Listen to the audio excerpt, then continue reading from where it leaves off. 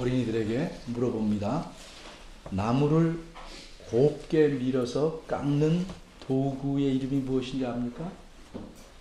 나무를 이렇게 곱게 까는 직사각형으로 되고 중간쯤에 이렇게 말이 있는 이렇게 두 자로 된 건데 받침은 다 없어요.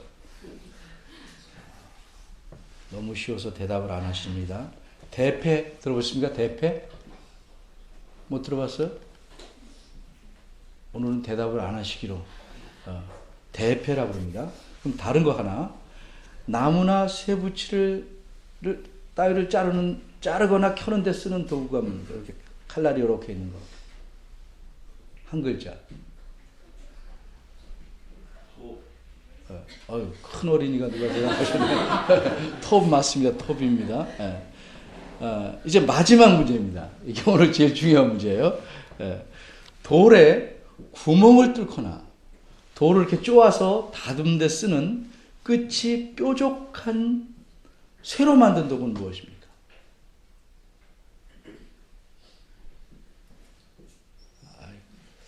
제 마음을 바꿔야겠어요. 대답 안 하면 진행을 안 하려고 그랬는데 해야겠네요. 그냥. 정입니다. 정. 그걸 정이라고 그래요. 정. 뾰족해서 돌을 쪼개내는 거. 정. 어떤 사람이요.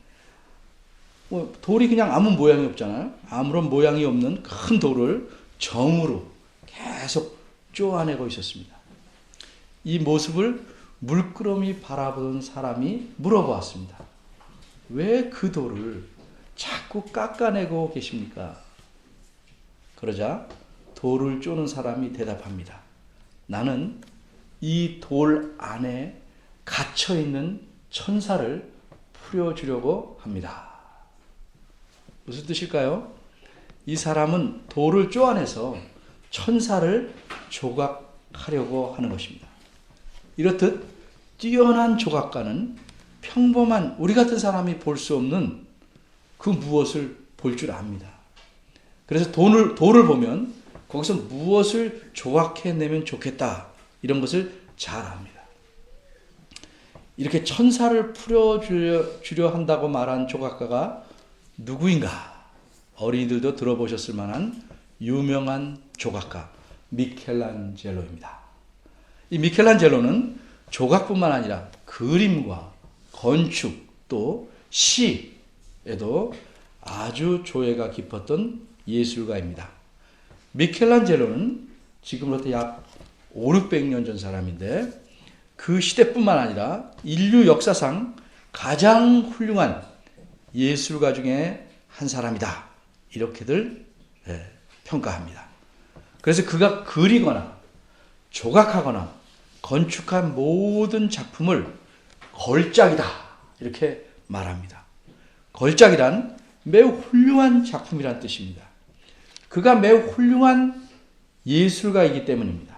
반대로 내가 무엇을 그렸다면 그 작품은 당연히 졸작입니다. 졸작이란 매우 형편없는 작품이란 뜻입니다. 왜 그렇습니까? 내가 그린 그림은 미켈란젤로는커녕 일반 화가들에게도 전혀 상대가 될 수 없는 것이기 때문입니다. 나한테는 그런 재능이 하나도 없습니다. 그런데 만일 미켈란젤로보다 훨씬 더 훌륭한 예술가가 만든 작품이 있다면 그것을 우리는 무엇이라고 해야 할까요? 최고의 걸작이다. 이렇게 말해야 할 것입니다. 오늘 본문 10절은 이렇게 시작합니다. 우리는 그의 만드신 바라. 이 말이 무슨 말입니까? 무슨 뜻입니까? 원어대로 하자면 이 말은 우리는 그의 작품이다. 이런 표현입니다. 여기서 그는 누구며 우린 누굽니까? 그는 하나님이십니다. 우리는 하나님께서 은혜로 믿음을 주시고 구원해 주신 그리스도인들입니다. 예수 믿는 사람들입니다. 따라서 우리는 그의 만드신 바라 하는 말씀은 그리스도인들은 누구나 하나님께서 만드신 작품이라는 의미입니다. 그리스도인은 미켈란젤로가 만든 조각상이 아닙니다. 그리스도인은 하나님께서 만드신 위대한 작품입니다. 하나님은 미켈란젤로가 감히 견줄 수 없는 위대하고 전능하신 예술가이시며 창조자이십니다. 그러기에 하나님께서 만드신 작품은 어느 하나 뺄 것 없이 모두 다 명품이고 걸작입니다. 그 중에서 그리스도인은 하나님의 최고의 걸작입니다. 모르셨죠? 예배소 교회의 교인들뿐만 아니라 여기 앉아있는 여러분과 저는 하나님의 최고의 걸작입니다. 이 말은 듣기 좋으라고 하는 말씀이 아닙니다. 사실은 그렇지 않지만 우리 인생이 불쌍해서 격려하려고 위로해 주려고 해주는 말씀이 아닙니다. 이것은 성경의 말씀입니다. 그러면 여기서 질문이 하나 생길 수 있습니다. 오늘은 질문에 질문을 이어가는 꼬리 있기 질문, 질문이 꼬리 있는 식으로 설교를 진행하니까 계속 질문을 갖고 따라오시기 바랍니다. 어떤 질문인가? 내가 나를 살펴보니 부족한 것이 너무도 많습니다. 외모는 그대로 참을만 하지만 모난 성품, 욱하는 기질, 잘 잊어먹는 습관, 남을 시샘하고 미워하는 마음, 남 탓하기를 잘하는 마음 등등 내 안에는 못되고 더러운 것들이 너무 많습니다.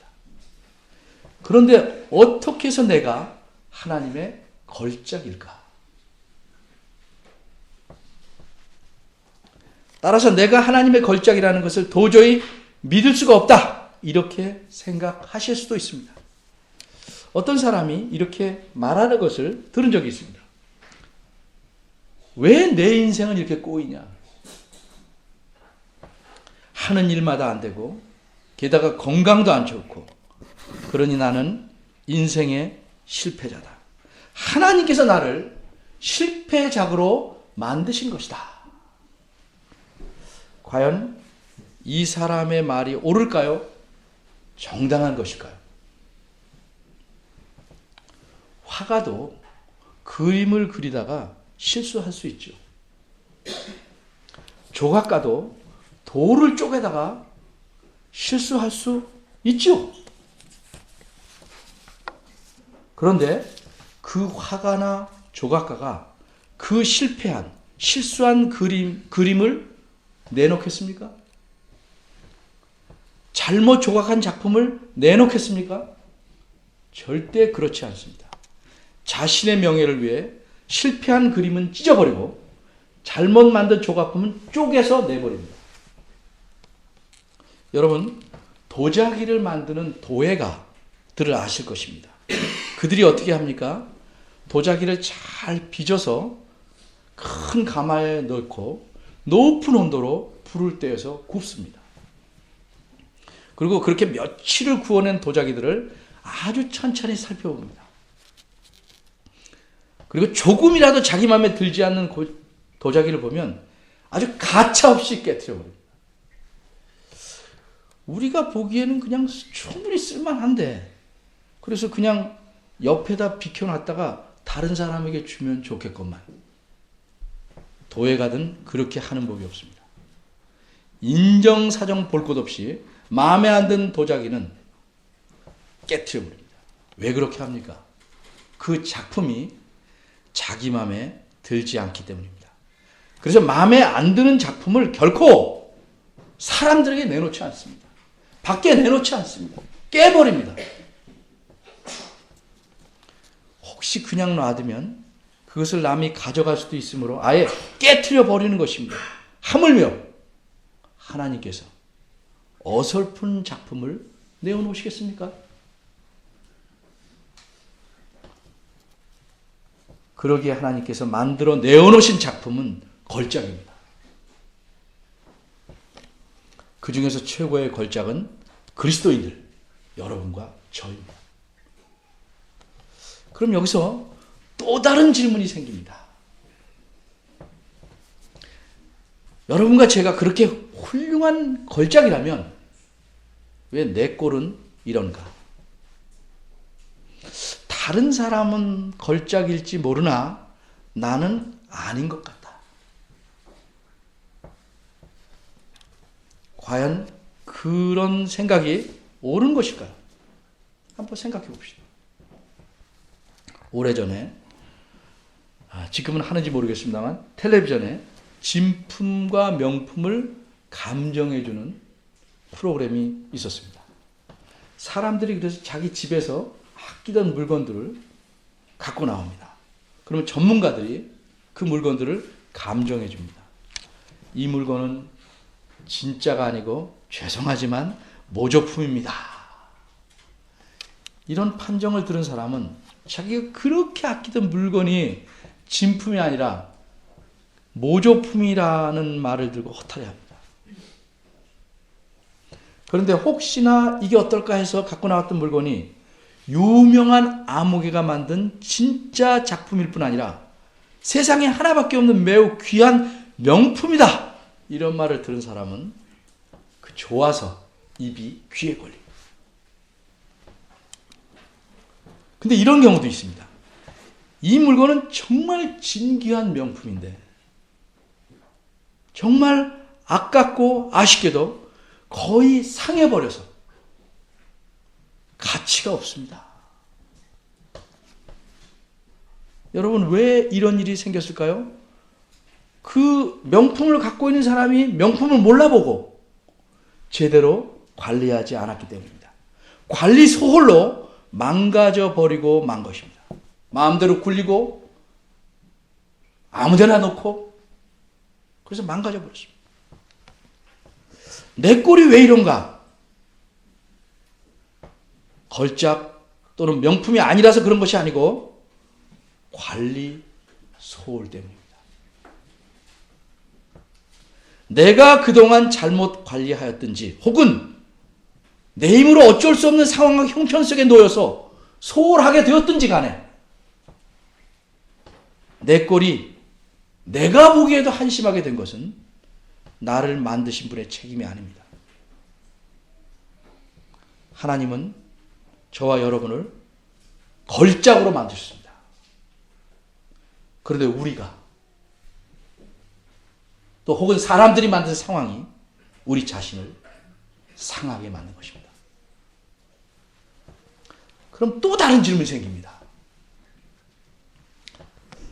어떻게 하면 명품을 잘 보존하고 유지하고 관리하는 것인가? 박물관에 가보면 중요한 유물들이 전시되어 있습니다. 그런데 그 유물들이 상하지 않고 잘 보존될 수 있도록 조건을 맞춰놓습니다. 습도, 온도를 잘 조절해 놓습니다. 필요한 경우에는 유리관 안에 넣어서 전시합니다. 이렇듯 명품을, 걸작을 잘 보존하려면 알맞은 방법에 따라 관리를 잘 해야 합니다. 그러면 하나님의 걸작인 우리 그리스도인들은 자신을 누가 어떻게 관리해야 할까요? 기본적으로 자신은 자신이 관리해야 합니다. 그럼 어떻게 관리하는 것일까? 그 방법도 오늘 본문 안에서 찾을 수 있습니다. 우리는 하나님의 작품이다. 우리는 그의 만드신 바다 하는 말씀 다음에 보면 우리를 지으신 목적을 알려주는 말씀이 나옵니다. 그것이 무엇입니까? 선한 일을 위하여 지으심을 받은 자니라는 말씀입니다. 원어대로 옮기면 선한 일들을 위하여, 복수입니다. 선한 일들을 위하여 창조된, 이런 표현입니다. 앞에 말씀과 연결해 보면 이렇습니다. 우리는 선한 일들을 위하여 창조된 그분의 작품이다. 이것이 무슨 뜻입니까? 풀이하자면 하나님께서 그리스도인으로 만들어 놓으신 우리는 걸작인데 그렇게 만드신 목적은 우리가 선한 일들을 하며 살아가도록 하시기 위함이다 하는 말씀입니다. 이 말씀은 10절 뒤 부분에서도 다시 또 나타납니다. 10절 뒷부분에 보면 이렇게 말씀합니다. 우리로 그 가운데서 행하게 하려 하심이라. 여기서 그 가운데서 행한다는 말은 원어대로 말하면 그것들 안에서 걷는다는 뜻입니다. 그것들이란 앞에 나온 선한 일들입니다. 선한 일들. 그래서 그것들 안에서 걷는다는 것은 선한 일들 안에서 걷는다. 이게 또 무슨 뜻일까? 걷는다는 것은 사람의 행동이나 살아가는 그 삶을 비유하는 표현입니다. 네가 이제껏 어떻게 걸어왔는지 돌아봐라. 어떻게 살아왔는지 돌아봐라. 이런 뜻입니다. 따라서 선한 일들 안에서 걷는다는 것은 선한 일들 바깥으로 안 나간다는 거죠. 선한 일들만 힘쓰며 살아간다는 의미입니다. 과연 하나님께서 그리스도인들을 만든 목적이 그러한가? 그렇습니다. 에베소 교회에 보내는 이 편지를 쓰신 바울 선생님은 다른 곳에서도 같은 말씀을 하십니다. 예를 들면 디도서 2장 14절입니다. 여러분 성경 보시려면 349쪽입니다. 제가 표준 세번역 개정판으로 읽어보겠습니다. 디도서 2장 14절입니다. 그리스도께서는 우리를 위하여 자기 몸을 내주셨습니다. 그것은 우리를 모든 불법에서 건져내시고 깨끗하게 하셔서 요 부분을 보세요. 선한 일에 열심을 내는 백성으로 삼으시려는 것입니다. 예수 믿는 사람은 뭐라고 표현했습니까? 선한 일에 열심을 내는. 이 말은 원어에서는 좀 생생하게 느끼기 위해서 남보다 더 선한 일을 많이 하려고 선한 일에 남이 하는 것을 더 많이 하려고 시기를 내는 그 정도로 열심히 백성으로 삼으시려는 것이다. 이렇게 말합니다. 또 같은 디도서 3장 8절입니다. 350쪽입니다. 거기를 보십시오. 역시 표준 세번역 개정판으로 읽으니까 여러분이 제가 읽는 것과 여러분 성경을 비교해서 생각해 보십시오. 이 말은 참됩니다. 나는 그대가 이러한 것을 힘있게 주장해서 하나님을 믿는 사람으로 하여금 선한 일에 전념하게 하기 바랍니다. 선한 일은 아름다우며 사람에게 유익합니다. 이 두 구절에서도 원어에 따르면 선한 일이란 딱 하나, 단수가 아니고 복수입니다. 선한 일들입니다. 보시다시피 하나님께서 우리를 죄에서 구원하셔서 예수님을 믿는 사람이 되게 하신 목적은 우리로 하여금 열심히 선한 일들을 추구하며 살도록 하시기 위함입니다. 그런데도 그렇게 살지 않으면 그것은 스스로 걸작인 자신을 방치해버리는 것입니다. 좋은 유물을 온도와 습도가 맞지 않는 곳에 내버려두는 것과 같습니다. 그래서 망가지기 시작합니다. 걸작을 제대로 관리하지 못하는 것입니다. 선한 일에 힘쓰지 않고 사는 것은 걸작을 제대로 관리하지 못하는 것입니다. 그러게 결국은 걸작이 졸작처럼 보이게 되고 심지어는 폐품처럼 보이는 데까지 이르는 것입니다. 여기서 또 이런 질문이 생길 수 있습니다. 그러면 예수님 믿지 않는 사람들, 그리스도인이 아닌 사람들은 선한 일을 안 하고 사는가? 아니면 선한 일을 할 수 없다는 말인가? 예수를 믿는 자가 되지 않으면 선한 일을 정말 할 수 없는가? 여기에 대해 이렇게 대답할 수 있습니다. 물론 그리스도인이 아닌 이들도 선한 일들을 합니다. 그러나 결정적인 차이 두 가지가 있습니다. 첫째로 예수님을 믿지 않는 사람들은 잠시 동안 또는 일정 기간 동안 혹은 틈틈이 선한 일을 할 뿐입니다. 그러나 그리스도인은 선한 일을 자기 삶의 목적으로 삼고 평생을 전념해서 살아가는 겁니다. 엄청난 차이입니다. 아르바이트로 선한 일을 하는 게 아닙니다. 선한 일을 하는 것이 천직입니다.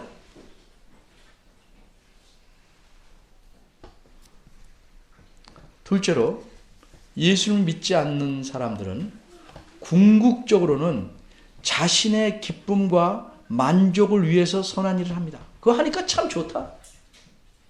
기쁘다. 살맛이 난다. 결국은 자기를 위해서 하는 겁니다. 그러나 그리스도인은 자신의 기쁨이 아니라 하나님의 기쁨과 영광을 위해서 선한 일들을 하는 것입니다. 그러기에 예수님 믿지 않는 사람들의 행하는 선한 일들은 겉으로 보기에는 분명히 선한 일이지만, 그렇게 보이지만 하나님의 영광과 기쁨을 목적으로 삼고 행하는 일이 아닙니다. 그러기에 하나님의 보시기에는 선한 일로서 가치가 없는 것입니다. 하나님을 영화롭게 하기 위해 하는 일이 아니라면 그것이 아무리 선해 보여도 실상은 선한 일이 아니기 때문입니다. 우리가 남한테 아주 좋은 음식을 대접해요. 남이 보기엔 훌륭하죠. 그러나 그 마음에 이거 먹고 죄라 이런 마음을 하면 그건 악한 일입니다. 남들은 훌륭하게 칭찬할 수 있습니다. 선한 일을 하는 동기가 무엇이냐? 이것으로서 선한 일이냐 아니냐가 결정되는 겁니다.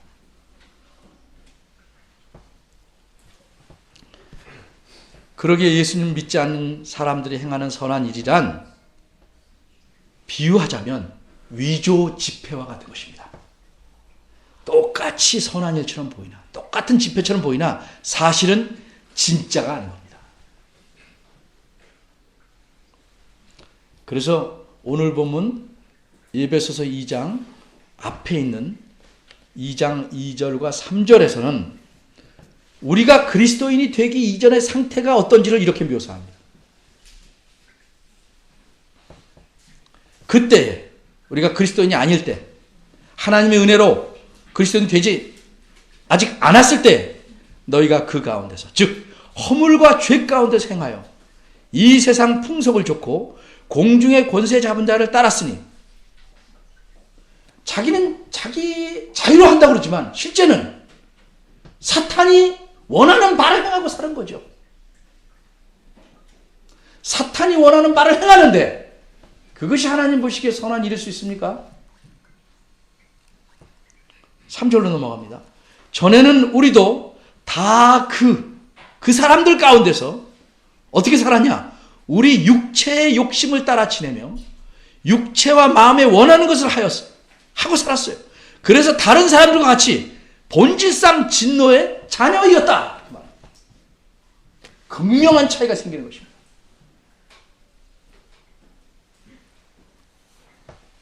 그런데 그리스도인들 중에서 적지 않은 사람들이 힘써서 선한 일을 하면서 살려고 하지 않습니다. 그 선한 일을 하는 것을 삶의 목적으로 삼고 살려고 하지 않습니다. 바꿔 말하면 걸작인 자신을 방치해버립니다. 왜 그렇습니까? 이유는 두 개입니다. 진정한 그리스도인이 아니거나 그리스도인일지라도 하나님 말씀을 통해서 삶의 목적이 무엇인지를 배우거나 알지를 못하기 때문입니다. 가르쳐도 듣지 않습니다. 여러분 잊지 마십시오. 저와 여러분을 그리스도인이라는 걸작으로 하나님께서 만드신 것은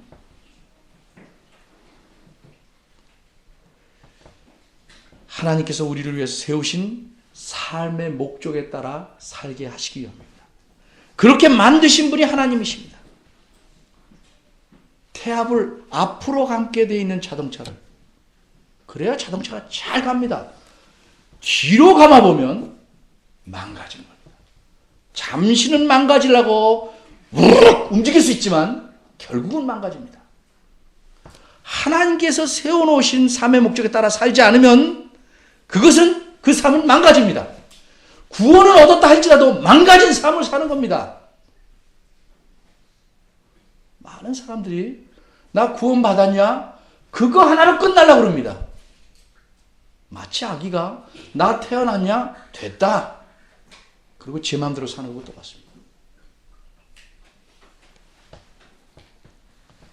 하나님께서 세우신 그리스도인들을 위해서 세우신 삶의 목적에 따라 사는 것이 걸작을 자기 자신을 잘 관리 보존하는 것입니다. 그럼 그 삶의 목적이란 무엇인가? 다시 말하지만 선한 일들을 행하는데 전념하고 사는 것입니다. 그렇다고 모두 다 구호단체에 들어가라는 뜻은 아닙니다. 여기서 말하는 선한 일이란 무엇인가 하는 질문이 생길 것입니다.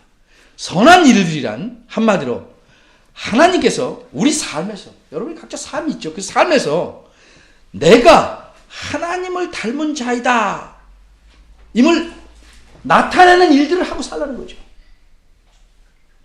진심으로. 나를 통해서 그 아버지의 그 아들이구나, 그 아버지의 그 자녀구나 하고 행하는 일들입니다.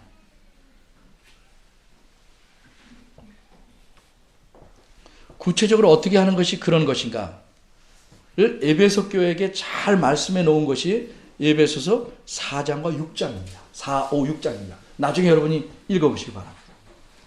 이제 쉽게 간단하게 말해서 선한 일이란 무엇인가? 하나님께서 기뻐하시는 모든 일들입니다. 과연 이걸 하나님이 기뻐하실까? 기뻐하시면 선한 일입니다. 그 선한 일 중에서 가장 우선적인 선한 일이 무엇인지 아십니까? 예배입니다.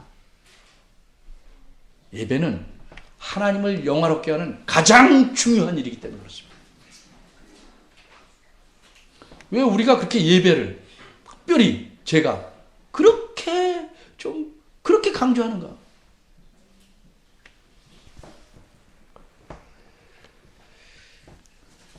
그리스도는 결코 예배를 소홀히 해서는 안 됩니다. 주일에 교회 전체가 함께 모여서 하나님을 예배하는 일에 정당한 이유 없이 빠지거나 참석은 하지만 마음은 다른 곳에 전송해놓고 몸만 와 있는 식의 예배는 매우 잘못된 것입니다. 집중해야 됩니다. 예배는 하나님께 감사와 영광을 돌리는 것입니다. 그런데 그렇게 예배를 하면 예배를 통해서 우리가 하나님께 받는 은혜도 참으로 놀랍습니다. 예배를 제대로 드리면 내 영혼이 새로운 힘과 쉼을 얻습니다. 그런데 이 새 힘과 쉼은 영혼에만, 마음에만 있는 것이 아니고 육체까지도 미치는 겁니다. 그러기에 움직일 수만 있다면 나와서 예배해야 됩니다. 아프다? 움직일 수 있으면 나오셔야 됩니다. 집중해서 예배하면 새 힘을 얻습니다. 내 육체도 하나님은 우리가 영혼만으로 이루어진 존재가 아니고 육체까지 가진 사람임을 잘 아십니다. 예배를 통해서 영혼은 물론 육체까지도 새 힘과 쉼을 주시는 겁니다. 여러분 집에서 가만히 쉬는 것이 아니고 예배를 잘 드리는 게 진정으로 쉬는 것입니다. 말로만 그런 게 아니고 진짜 그런 쉼이 옵니다. 그리고 강건해질 수 있는 것입니다.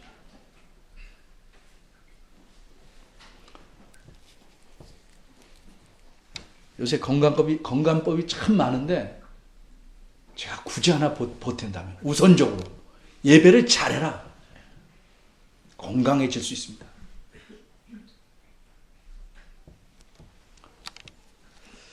10절의 첫 말씀을 다시 한번 살펴봅니다. 우리는 그의 만드신 바라. 이 말씀을 원어에서 표현한 강조에 따라 다시 제가 옮겨보면 이렇습니다. 왜냐하면 우리말엔 생략되고 있는데, 왜냐하면 그분의 작품이기 때문이다. 우리는 이렇게 되어 있습니다. 그분의 작품이기 때문이다. 우리는. 이처럼 이 구절은 왜냐하면으로 시작합니다. 무엇에 대한 이유를 말하는 것인가? 가깝게는 구절에 대한 이유를 말하는 것입니다. 어떤 사람들은 주장하기를 사람이 구원 얻는 것은, 그리스도인이 되는 것은 그 사람의 공로, 그 사람이 행한 선한 일 때문이라고 말합니다. 특히 유대인들은 사람이 악한 일을 하고 살지만 선한 일을 더 많이 해서 후에 계산해 볼 때 선한 일이 더 많으면 구원 얻는다는 식으로 가르치고 생각했습니다. 그러나 성경은 그렇지 않다고 분명히 말씀합니다. 8절과 연관해서 9절을 읽어보면 구원은 사람의 행위에서 난 것이 아니기 때문에 아무도 자랑할 수 없다는 것입니다. 내가 구원을 받는데 무엇인가 보탬이 되는 일을 해야 자랑이 할 만한 것이지 전혀 그렇지가 못하기 때문에 자랑할 수 없다고 말씀합니다. 자랑할 수 없는 이유가 무엇이냐? 바꿔 말하면 구원받아서 그리스도인이 된 우리가 스스로 된 것이 아니고 10절에 있는 대로 바로 그분, 즉 하나님이 만드신 작품이기 때문이라는 것입니다. 그러므로 우리는 그리스도인이 된 거에 대해서 결코 자랑할 수 없다는 것입니다. 그러면 하나님께서는 우리를 어떻게 걸작으로 만드셨는가? 그 다음 표현인 그리스도 예수 안에서 지음받았다. 그리스도 안에서 창조된 언어에 따르면 이것이 대답입니다. 이 무슨 뜻입니까? 앞에 7절을 보면 그 뜻을 짐작할 수 있습니다. 하나님께서는 지극히 풍성한 은혜를 베풀어서 사람을 구원하셨는데 모든 사람을 마구잡이로 구원하신 것이 아니고 그리스도 예수 안에 들어온 사람들만 그리하신 것입니다. 바꿔 말하면 예수님을 그리스도로 자신의 구세주로 믿는 사람에게만 그리하신 것입니다. 그러면 그렇게 믿는 믿음은 어디서 온 것인가? 8절을 보면 구원은 물론이고 그 믿음도 역시 하나님의 선물이었습니다. 그러므로 우리가 그리스도가 된 것은 쓸모없는 돌에서 천사를 조각해낸 것보다 훨씬 훌륭한 작업으로 이루어진 일입니다. 돌을 정으로 쪼아서 아주 아름다운 천사를 만든 것도 비교가 안 될 만큼 훌륭한 작업인 것입니다. 왜? 하나님께서 정으로가 아니고 예수 그리스도의 생명을 내놓으셔서 바치게 하셔서 우리 그리스도인들을 만드셨기 때문입니다. 얼마나 우리가 하나님에게 소중한 사람들입니까? 긍지가 있습니다. 긍지. 무슨 목적으로 하나님께서 이런 그리스도인이라는 걸작을 만드셨는가? 이미 앞에서 설명하였습니다. 간단히 말하면 선한 일들에 전념해서 살아가도록 하시기 위함입니다. 그런데 10절 중간에 보면 이 일은 하나님이 전에 예비하사라는 표현이 나옵니다. 무슨 뜻입니까? 여기서 이 일이라는 것은 선한 일, 원어대로 말하면 선한 일들입니다. 이 선한 일들을 하나님께서 전에 예비하셨다고 말씀합니다. 이 말을 설명하기 전에 어린 아이들을 위하여 예를 하나 듭니다. 아주 멋진 기차를 만들었습니다. 그럼 이 기차를 움직이기 전에 무엇을 먼저 예비해 놓아야 하겠습니까? 기차가 갈 수 있는 길, 철길입니다. 철로입니다. 먼저 철로를 깔아놔야 그 위에서 이 멋진 기차가 가게 될 것입니다. 그런데 만일 이 기차가 철로를 벗어나면 어떻게 되겠습니까? 넘어져서 우리 가끔 텔레비에서 볼 수 있듯이 논두렁에 처박히거나 갈 수가 없어서 멈춰 있겠죠. 마찬가지입니다. 하나님께서 걸작을 만드시고 이 걸작에 어떻게 살아가야 할 철로를 미리 예비해 놓으신 겁니다. 그 철로가 무엇인가? 그것이 선한 일들입니다. 그러기에 그리스도인은 하나님께서 예비하신 이 선한 일들을 행하며 살지 않으면 아무리 걸작일지라도 상하고 파손되기 시작하는 것입니다. 그리고 마침내는 볼품이 없는 졸작처럼 보이게 되는 것입니다. 허나 희망과 소망이 있는 것은 물건은 파손되면 버릴 수밖에 없지만 하나님께서 만드신 이 걸작은, 그리스도인은 그렇지 않습니다. 얼마든지 다시 철로 위에 올라갈 수 있는 기회와 은혜를 하나님께서 주시기 때문에 얼마든지 주십니다. 그렇다고 헛하면 철로에서 탈선하면 기차가 상하는 겁니다. 몇 번이나 올려놓으시나 보려고 처박으려고 하지 마십시오. 기차가 상합니다. 걸작품이 상합니다.